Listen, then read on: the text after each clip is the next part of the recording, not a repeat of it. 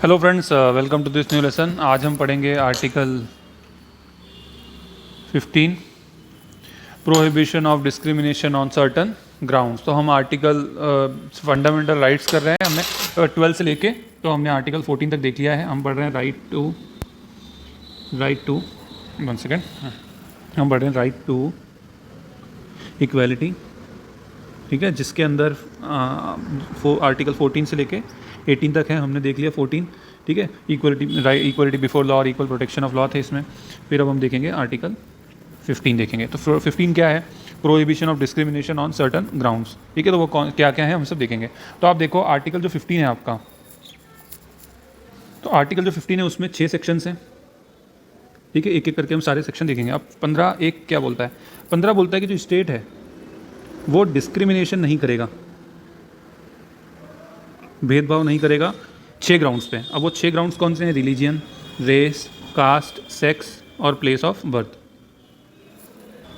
Religion, race, caste, sex और place of birth 5 grounds हैं, ठीक है। तो RRCSP आपको ध्यान रखना है कि जो स्टेट है उसको इंस्ट्रक्शन है कि सिर्फ रिलीजन के आधार पे, रेस के आधार पे, कास्ट, सेक्स या प्लेस ऑफ बर्थ, इनके आधार पे वो जो है भेदभाव नहीं करेगा, ठीक। अच्छा, अब आप देखो जो आपने जो आर्टिकल 14 पढ़ा था वो क्या कहता था कि जो सब कानून के सामने सब बराबर हैं। फिर 15 क्या है? 15 क्या है कि वो भी एक तरह से यही बताता है कि सब बराबर हैं, लेकिन वो थोड़े स्पेसिफिक सेंस में बताता है। जब हम आर्टिकल 16 पढ़ेंगे तो आर्टिकल 16 में क्या पढ़ेंगे कि जब सरकार नौकरियां देगी, जॉब मिलेगी, पब्लिक एम्प्लॉयमेंट मिलेगा, तो उसमें भेदभाव नहीं करेगा। सिर्फ पब्लिक एम्प्लॉयमेंट की बात करता है। 15 थोड़ा और ज़्यादा बात करता है। वो 14 जो है पूरे ब्रॉडर सेंस में बात करता है कि सब बराबर हैं, ठीक है। RRCSP religion, race, caste, sex और प्लेस ऑफ बर्थ, इनके आधार पे भेदभाव नहीं होगा। अब फॉर एग्जांपल आपने कहीं देखा होगा कि कुछ ऐसी जॉब्स होती हैं, जैसे फॉर एग्जांपल नर्स की जॉब है, तो उसमें फीमेल्स को जो है प्रेफरेंस दी जाती है। तो ये तो सेक्स के आधार पे भेदभाव हो गया। तो this is not the partiality, क्योंकि ये सिर्फ उसके आधार पे नहीं है, ठीक है। यहाँ पे क्या है कि फीमेल में ऐसी एबिलिटी है कि वो उसको प्रेफर किया जाता है नर्स की जॉब के लिए, ठीक है। तो इसी तरह से ऐसे बहुत माइनिंग एक्टिविटीज़ होती हैं, तो माइनिंग एक्टिविटीज़ में मेल को प्रेफर किया जाता है। तो वहाँ पे एक एबिलिटी क्राइटेरिया भी आता है, सिर्फ ऐसा नहीं है कि सेक्स आ गया, ठीक है।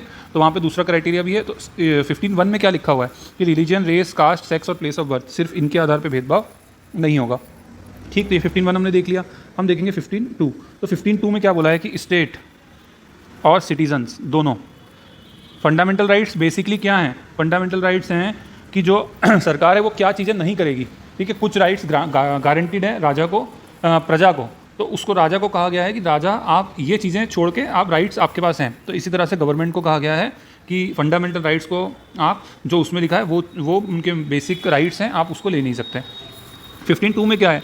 स्टेट और सिटीजन्स दोनों को कहा गया है कि आप पब्लिक प्लेसेस में या कोई सी भी दूसरी एंटरटेनमेंट की प्लेस है या इस तरह से जो प्लेसेस हैं वहाँ पे आप भेदभाव नहीं करोगे on the basis of this 5 criteria, religion, race, caste, sex और प्लेस ऑफ बर्थ, इनके आधार पे भेदभाव नहीं करोगे, ठीक है। तो ये हो गया। उसके बाद हम आते हैं 15(3) पे। अब 15(3) में क्या है? ध्यान रखना, 15(3) जो था वो ओरिजिनल कॉन्स्टिट्यूशन में प्रेजेंट था। ओरिजिनल कॉन्स्टिट्यूशन में सिर्फ 15(1) से लेके तो 15(3) तक ही था आर्टिकल, ठीक है, बाकी नहीं थे।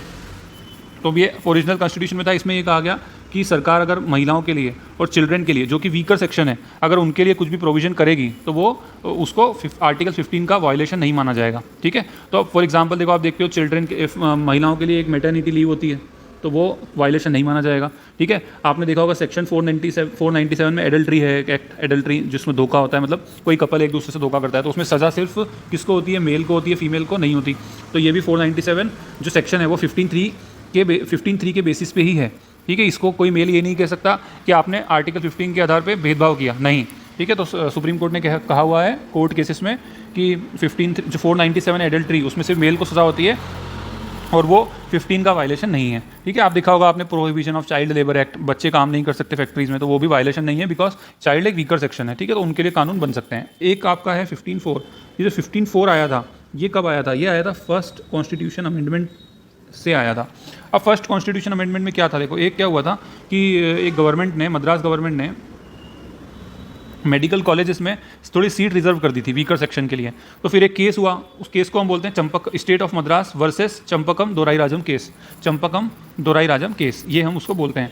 तो उस केस में फिर डिसीजन हुआ कि नहीं, आप नहीं कर सकते। तो फिर सरकार ने क्या करा? फर्स्ट कॉन्स्टिट्यूशन अमेंडमेंट को लाया, आर्टिकल 15(4) लाया, और उसमें लिखा कि सरकार जो है, जैसे यहाँ पे लिखा था ना वुमेन के लिए और चिल्ड्रन के लिए कर सकती है, तो वैसे ही सरकार ने फर्स्ट कॉन्स्टिट्यूशन अमेंडमेंट में क्या लिखा कि जो सोशली और एजुकेशनली जो बैकवर्ड क्लासेस हैं उनके लिए सरकार कर सकती है कुछ इस तरह के रिजर्वेशन। एससी जो हैं शेड्यूल कास्ट के लोग हैं उनके लिए कर सकती है, शेड्यूल ट्राइब के लिए कर सकती है। अब ये शेड्यूल कास्ट क्या होता है, तो आर्टिकल 341 में लिखा हुआ है उनके बारे में, वो शेड्यूल कास्ट होते हैं। शेड्यूल ट्राइब क्या होता है, आर्टिकल 342 में उनकी डेफिनेशन दी गई है। अब ये एससी बीसी क्या होता है, schedule socially and educationally backward class, तो इसकी कोई डेफिनेशन नहीं है, बट जो कॉन्स्टिट्यूशन में लिखा हुआ है कि जो आर्टिकल 340 है उसके अकॉर्डिंग जो प्रेसिडेंट है वो एक कमीशन बिठाएगा,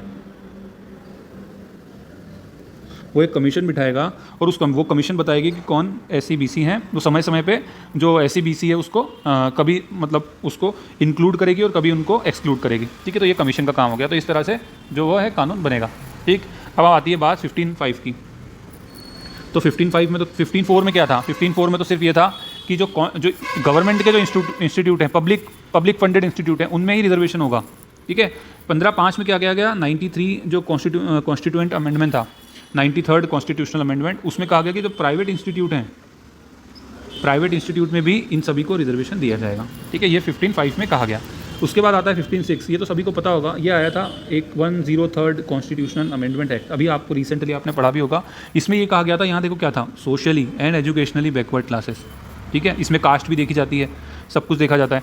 यहाँ तो क्या बोला है कि जो इकोनॉमिकली वीकर सेक्शन है, जिनकी कुछ इकोनॉमिक क्राइटेरिया लगा दिया, जो इकोनॉमिकली वीकर सेक्शन है उनको भी रिजर्वेशन दिया जाएगा, और ये 15(6) में इंक्लूड कर दिया। तो ये 15(6) जो आया था 103rd अमेंडमेंट से आया था, ठीक है। तो ये हमने पढ़ा, हमने क्या पढ़ा, एक बार रिवीजन करते हैं। हमने आर्टिकल 15 देखा, what prohibition of discrimination on certain grounds. 6 section थे। पहले एक में क्या है, जनरल स्कोप, कि सरकार RRCSP के आधार पे रिलीजन, रेस, कास्ट, सेक्स और प्लस के आधार पे भेदभाव नहीं करेगी, ठीक है। उसके बाद जो है सामने 15(2) पढ़ा। 15(2) में हमने क्या करा कि state shawl not deprive any citizen of the state from using public places etcetera etcetera, ठीक है। तो इसमें स्टेट भी आ गया और सिटीजन भी आया, ये बोला गया कि आप नहीं करोगे, ठीक है। चलो आप स्टेट का ही मान लो कि स्टेट इन प्लेसेस पे ऐसा नहीं है कि भेदभाव करे। किसी का लिख दे कि जैसे लिख दे कि धोती कुर्ते वाला जो है वो अंदर नहीं आएगा, ये कास्ट का नहीं आएगा, वो कास्ट का नहीं आएगा, तो ऐसा नहीं हो सकता, ठीक है।